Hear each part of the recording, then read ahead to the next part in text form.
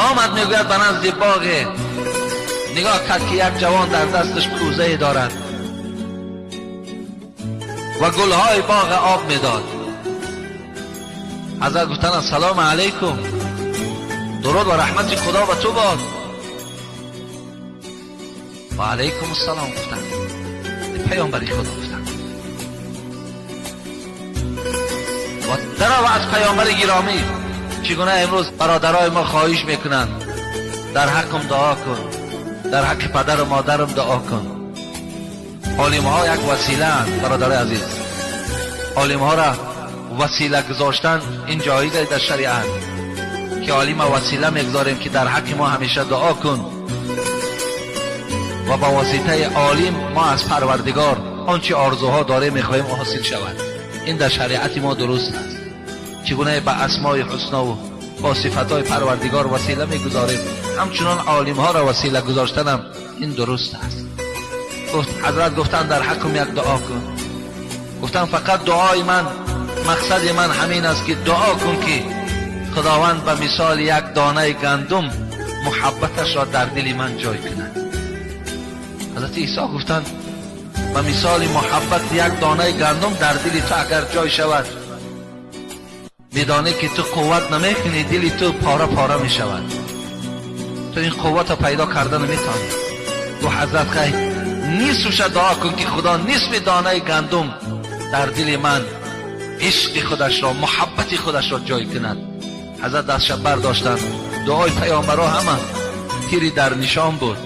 دعا کردن خدایا همین بنده تو که میخواهد نصف دانه گندم محبت عشق در دلش باشد، خدایا نصیبش کن.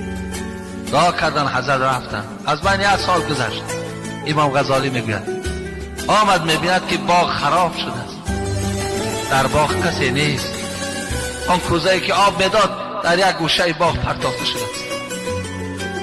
حضرت پرسیدن اینجا یک جوان بود، این باغ این آباد بود، این چه است که نه جوان میبینم و این باغ خزان میبینم؟ گفتن حضرت از زمانی که شما دعا کردین در دل این همون عشق پیدا شد و این آدم دیوانه شد و کو و کو میگردد.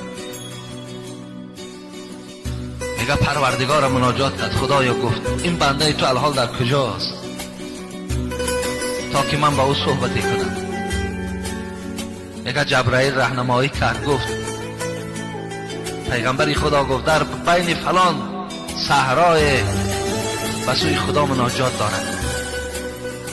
حضرت عیسی میگوید نزدش رفتم، بالا یک سنگ برآمده بود، چهرهش میگه به سوی آسمان گویا چیزی را میبیند، دیدش میگه به سوی پایان میپرتاید. گفتم السلام علیکم، جوابی نیست. باز تکرار کردم، 3 بار تکرار کردم سلامتیم، از جوان چیزی جواب نمی آید. ندای آمد که ای عیسی گفت این آدمی که در دل او، در وجود او نصف دانه گندم از عشق ما جا شده است، این سخن آدمی را دیگر نمیشنود، دیگر نمیشنود. قسم به عزتم گفتم پروردگار اگر اره را بگیر از بالای سر تا پایان پاش پاره بساز و درک نمی آورد.